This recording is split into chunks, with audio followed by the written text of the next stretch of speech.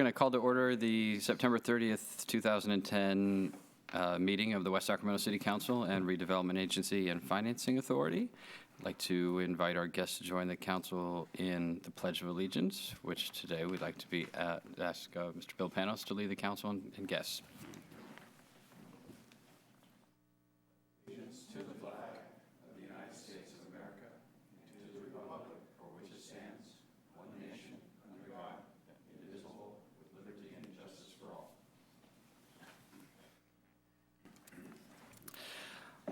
All right, our item number one is presentations by public on matters not on the agenda, but within the jurisdiction of the City Council. And we don't have our cards out, but so does anyone wish to address the council on an item that is not on our agenda today? Seeing none, we'll proceed to item 2, which is consideration of approval of plans and specifications and awards of construction contract for the Tower Bridge Gateway Modification Project East Phase.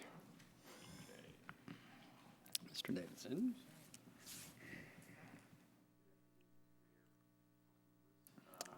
I think your mic is not on. It's a test of engineering. No. Okay. Good afternoon, Mr. Mayor and council members. I really don't have a presentation on this item today, but I'm here today. On September 1st, all bids were rejected for the award of a construction contract by City Council, and staff was directed to re-advertise the project, which was re-advertised on September 4th. And bid openings were opened on September 21st. We received 4 bids at that time that were opened, and the parent low bidder is Tykert Construction.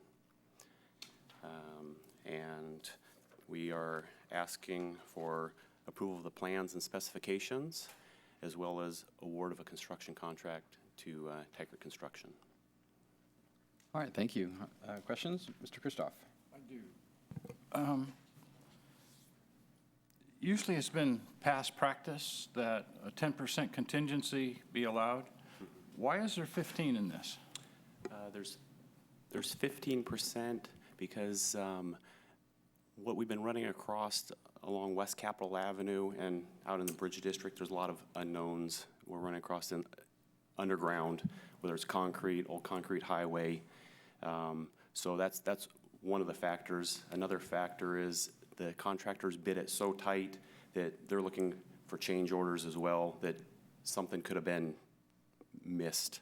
So as far as, you know, they like I said, they bid it really tight, they underbid it, and so we want to make sure we have enough money to be able to complete the project. Okay. One of the other things as I went through the staff report, resident engineer, construction management, inspection services. It's on the second page of our staff report. It says $475,000. Right. Did that go out to bid? We have an on-call contract with 3 companies, and 4 Leaf Construction is going to be doing the construction management for the project. We have a current on-call contract with, I guess, 2 different companies. Okay. And one's 4 Leaf. So it did not go out to bid. Do we think that is, number one, a good price, and could that have been lower? I mean, it seems like for construction management and the things that they will do, that just seems like a high figure for a a project of this magnitude and this amount. Yeah, well, we have a resident engineer, and then that's with 4 Leaf Construction. Then with the construction managers, myself, and we have an inspector, so it's staff as well, full-time on the project. Are they a West Sacramento firm? No, they aren't.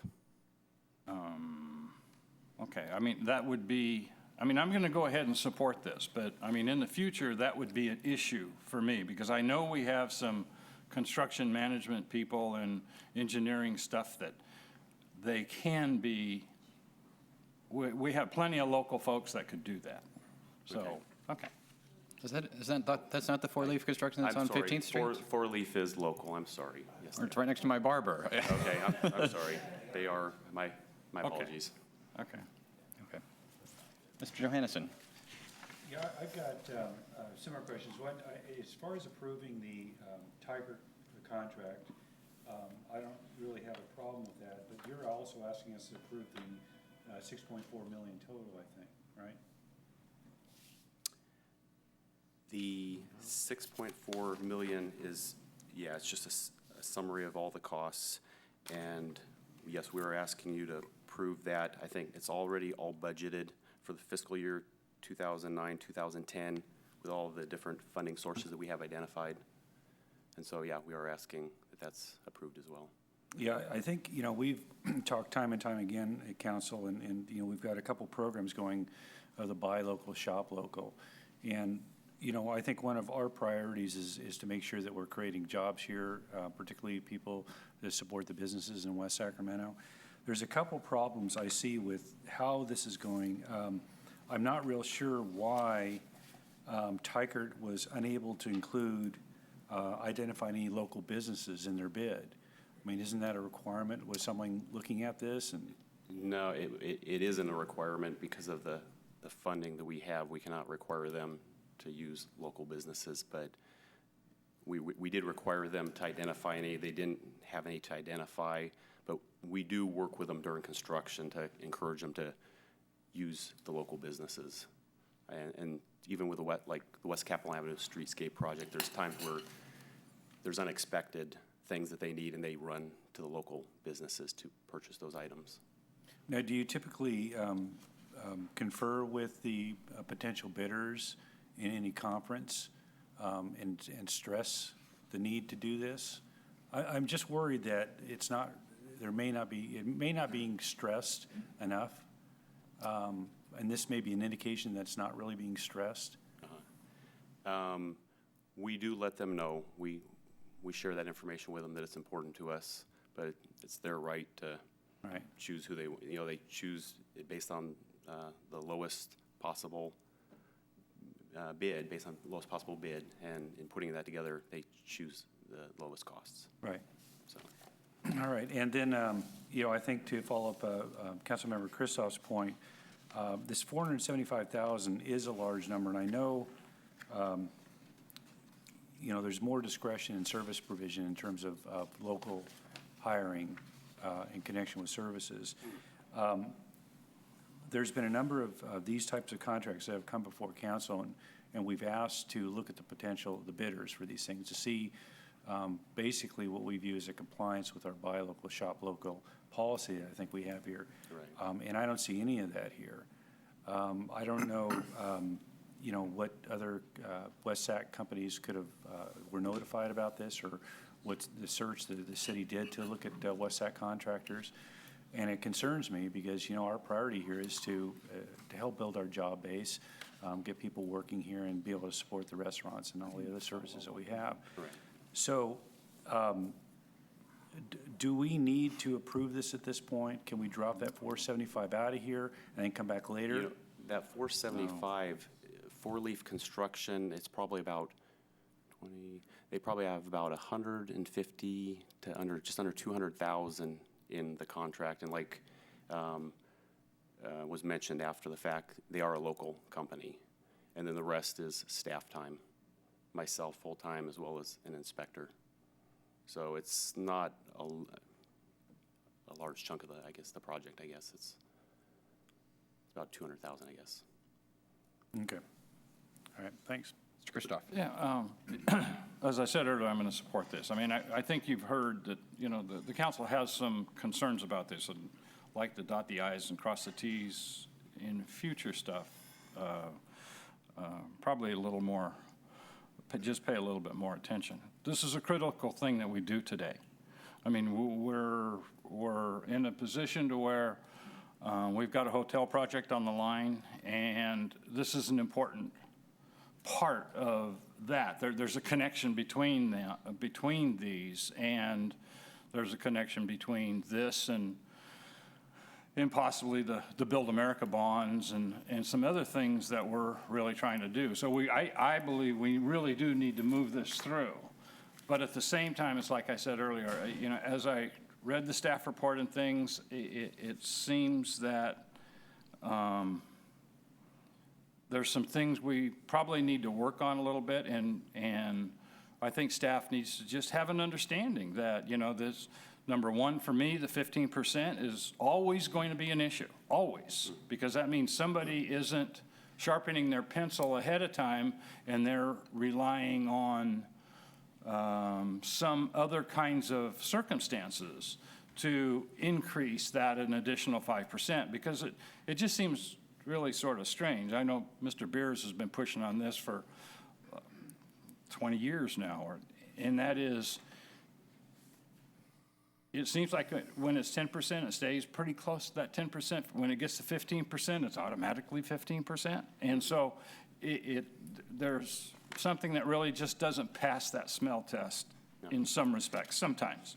And then, of course, the other one is that construction management stuff, because the figure to me just jumped out and it seemed high, and I'm going, okay, did they go through the bid process? Did they compare company A, company B, company C? Did they make any comparisons to those companies through the whole process?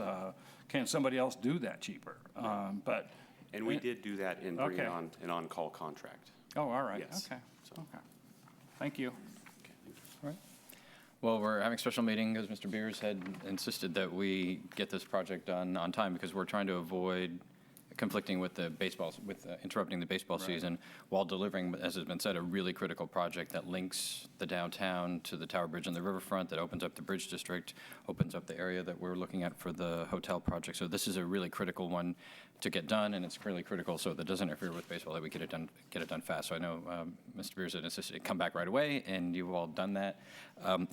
It might be helpful in future items to identify the contractors that we're using. So the Four Leaf which is the majority of the funds that aren't out there, is a local contractor. It sounds like you've done what we've told you to do over the last couple of years, which is really focus on this local issue.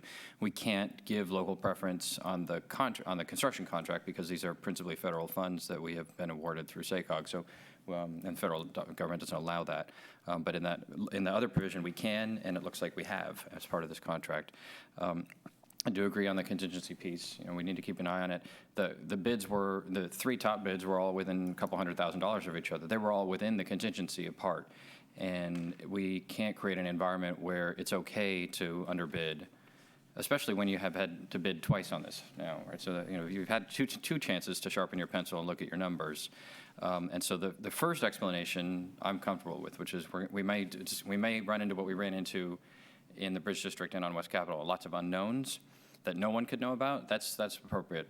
But in terms of they didn't get their numbers right because they're bidding in a tough environment, well, that's not if that's a problem, I want to know about that, not have you just sign checks as a contingency basis, because those are contractors we need to know are not submitting bids that we can rely upon. Right, and that's only if it's legitimate. We don't just sign, contract change orders just for the.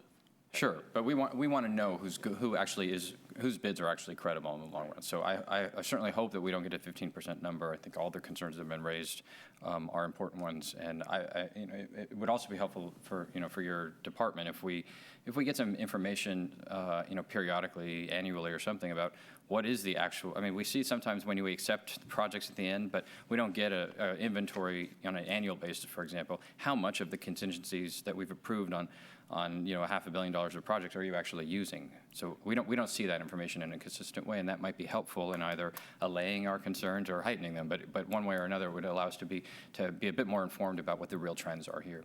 So, all right. Mr. Beers. First of all, I want to thank staff for bringing this back so quickly. You did exactly what you said, and there was, You didn't? Well, anyway, I know at the time, I think the whole council, but we were all concerned about moving this, and you brought it forward, and I really appreciate that. I think the mayor really hit on some of the same points that I would make. One thing we don't know is how many local contractors were asked for bids by Ty Kurt, and they didn't compete with other subs. So, there's a little bit of unknown in that total process, but we can't push that too far, or we jeopardize appeals of our bid if we, look like we're really going around federal law. So it's a slippery slope. You got to be careful.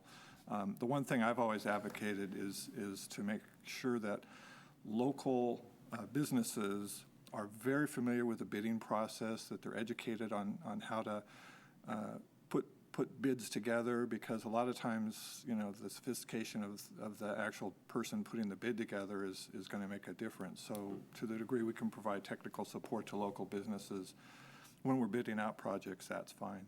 So anyway, I do appreciate everyone coming back on that. And if there's no other comments, I'll make a motion. If you're about to make a motion, I would just ask that maybe you include as part of the motion a report back when it's finished, just about the time the ball season starts next year, and give us an update on kind of what happened with that contingency. I think it's just, it's echoing in part what the previous comments have already been, I've already said. Okay. What was the item? Been moved by Mr. Beers and seconded by Mr. Johannesson. Seeing no further discussion, all those in favor, please say aye. Aye. Any opposed? Hearing none, motion carries. That being our final item, the meeting is adjourned.